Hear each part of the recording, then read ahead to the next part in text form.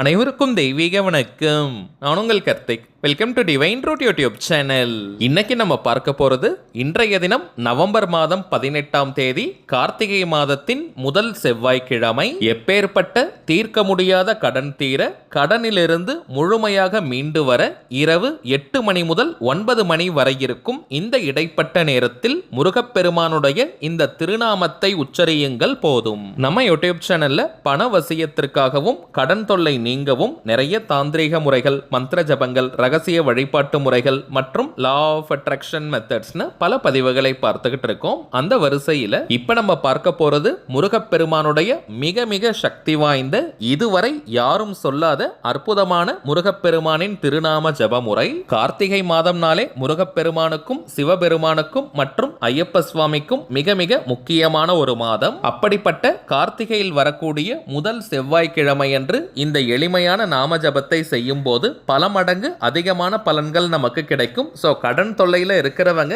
இந்த திருநாம ஜபத்தை தவற விடாதீங்க. திருநாமம் அப்படின்றது இறைவனுடைய திருப்பெயர்னு அர்த்தம். இறைவனுடைய பெயரை சொல்வதற்கோ எழுதுவதற்கோ எந்த விதமான கட்டுப்பாடுகளோ தடைகளோ கிடையாதுங்க. அதன் அடிப்படையில் இப்ப நம்ம பார்க்க போகும் இந்த திருநாமத்தை சொல்ல போறவங்களுக்கும் எந்த விதமான கட்டுப்பாடுகளும் இல்லை. நம்ம பார்க்க போகும் முருகப்பெருமானுடைய ஆற்றல் மிக்க அந்த திருநாமத்தை எப்படி ஜபம் செய்யணும்ன்றத இந்த வீடியோல டீடைல்டா நம்ம தெரிஞ்சுக்கலாம். அதற்கு முன்னாடி நம்ம சேனலை இப்பதான் நீங்க ஃபர்ஸ்ட் டைம் பாக்குறீங்கன்னா மறக்காம சப்ஸ்கிரைப் பண்ணிக்கோங்க. பக்கத்துல இருக்க பெல் ஐகானையும் பிரஸ் பண்ணிக்கோங்க. அப்பதான் அப்லோட் பண்ற எல்லா பயனுள்ள தகவல்களும் உடனடியா உங்களுக்கு நோட்டிபிகேஷன்ல வரும். இந்த திருநாம ஜபம் செய்ய போறவங்க ஜஸ்ட் நீங்க குளித்திருந்தால் மட்டும் போதும். தலைக்கு குளிக்கணும்ன்ற அவசியம் கூட கிடையாதுங்க. நார்மலா நீங்க குளிச்சிருந்தாலே போதும். அசைவம் நீங்க சாப்பிட்டிருந்தாலும் இந்த திருநாமத்தை ஜபம் செய்யலாம். பெண்கள் தீட்டு நேரமாக இருந்தாலும் நீங்க இடைவெளி எடுக்கணும்ன்ற அவசியம் கிடையாதுங்க. அதே போல நீங்க வீட்டில இருந்து, கோவில்ல இருந்து, ஒர்க் பண்ற இடம், பிசினஸ் பண்ற இடம்னு நீங்க இருக்கும் இடத்திலிருந்தே இந்த மெத்தடை ஃபாலோ பண்ணிக்கலாம். இக வாழ்க்கையில் நம்முடைய கடன் தொல்லை நீங்கணும்னா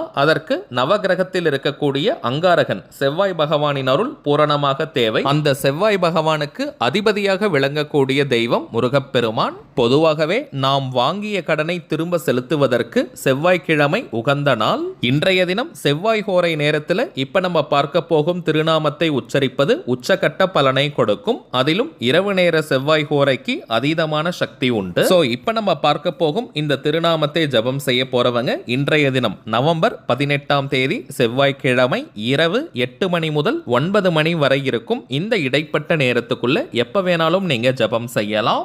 எந்த திசையை நோக்கி வேணாலும் நீங்க உட்கார்ந்துக்கலாம் அல்லது நின்னுட்டே கூட இந்த திருநாமத்தை உச்சரிக்கலாம். தரையில உட்கார்றவங்க விரிப்பெல்லாம் போடணும்ன்ற அவசியம் கிடையாதுங்க. வயதானவர்கள், தரையில உட்கார முடியாதவங்க நீங்க சேர்ல கூட உட்கார்ந்துக்கலாம். திருநாமத்தை ஸ்டார்ட் பண்றதுக்கு முன்னாடி ஸ்ரீ வள்ளி தேவசேனா சமேதராக இருக்கக்கூடிய முருகப்பெருமானை மனதார நீங்க நினைச்சுக்கோங்க. உங்களுடைய கடன் தொல்லை முழுவதுமாக நீங்கணும், அதற்கேற்ற பணவரவை ஏற்படுத்தி தரணும்னு முருகப்பெருமான் கிட்ட மனமுருகி நீங்க பிரார்த்தனையை செய்யுங்க. பிறகு இப்ப நம்ம டிஸ்பிளேல தெரியக்கூடிய இந்த திருநாமத்தை 15 நிமிடங்களுக்கு 15 மினிட்ஸ்க்கு நம்ம ஜபம் செய்யணும். இத்தனை முறை சொல்லணும்ன்ற எண்ணிக்கை கவுண்டிங்லாம் முக்கியம் கிடையாதுங்க. 15 நிமிடங்கள் ஜபம் செய்தாலே போதும். ஓம் ருண விமோசனாய இந்திர மருகனே போற்றி. ஓம் ருண விமோசனாய இந்திர மருகனே போற்றி. ஓம் ருண விமோசனாய இந்திர மருகனே போற்றி. அவ்வளவுதாங்க இந்த திருநாமம். அத்தனை செல்வங்களையும் வாரி வழங்கக்கூடிய முருகப்பெருமானுடைய திருநாமம் இது.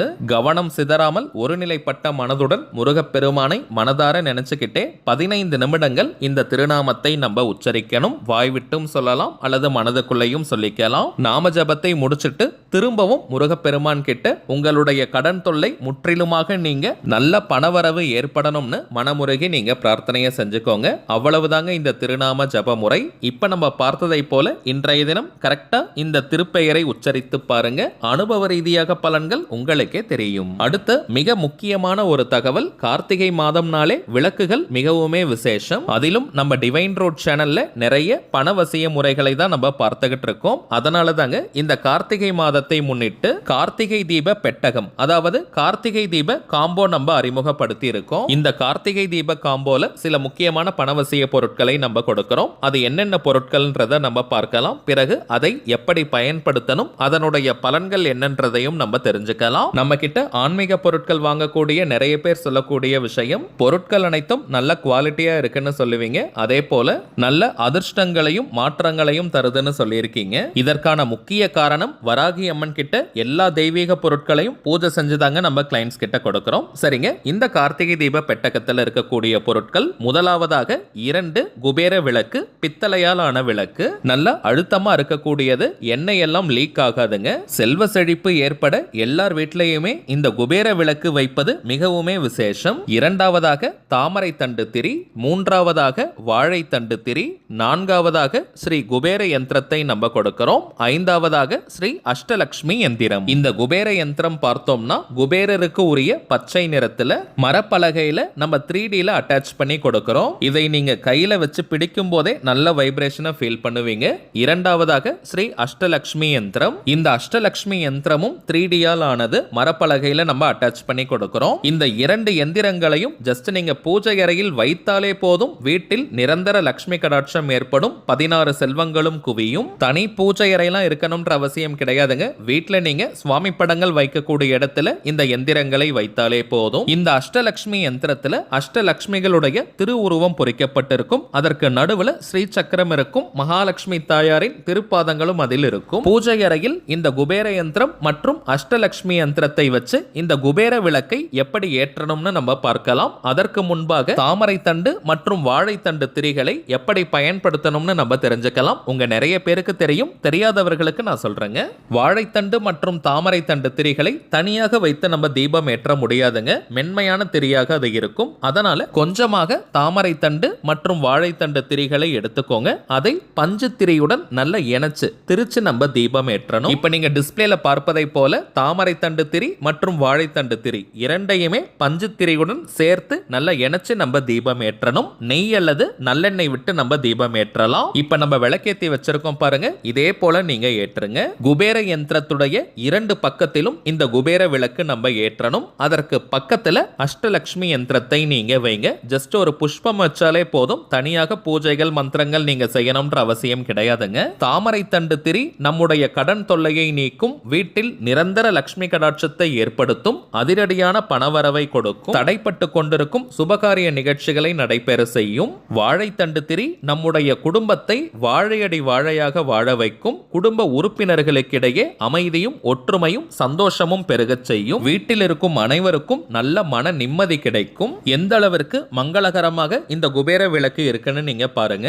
கார்த்திகை மாதத்தில் இந்த குபேர விளக்கை வாங்கி வீட்டுல நீங்க விளக்கேத்தி பாருங்க. செல்வ செழிப்பு பெருக ஆரம்பிக்கும். உங்களுடைய பணவரவில் பிரம்மாண்டமான முன்னேற்றங்கள் ஏற்படும். வராகியம்மன் கிட்ட வச்சு பூஜை செஞ்சு இந்த விளக்குகளை நம்ம கொடுக்கறதுனால இன்னமும் கூடுதல் பலன்கள் கிடைக்கும். இந்த குபேர விளக்கு வாங்குறவங்க முடிந்தவரை வியாழக்கிழமைகளில் மாலை 5 மணி முதல் இரவு 9 மணி வரை இருக்கும் இந்த இடைப்பட்ட நேரத்துல நல்லெண்ணெய் அல்லது நெய் விட்டு தீபம் ஏத்திட்டே வாங்க. பூரண குபேர கடாட்சம் கிடைக்கும். இந்த கார்த்திகை தீப டெமோல நம்ம பஞ்சுத்திரியை காட்டலங்க, இருந்தாலும் பஞ்சுத்திரியையும் நம்ம கொடுக்க போறோம். இப்ப நம்ம பார்த்த இந்த கார்த்திகை தீப காம்போ வேணும்னு நினைக்கிறவங்க இப்ப நம்ம டிஸ்பிளேல தெரியக்கூடிய இந்த வாட்ஸ்அப் நம்பருக்கு உங்க வாட்ஸ்அப்ல இருந்து ஜஸ்ட் ஒரு மெசேஜ் மட்டும் அனுப்பினாலே போதும். நம்ம டீம்ல இருக்கிறவங்க உங்களுக்கு தேவையான தகவல்களை கிளியரா கொடுத்துருவாங்க.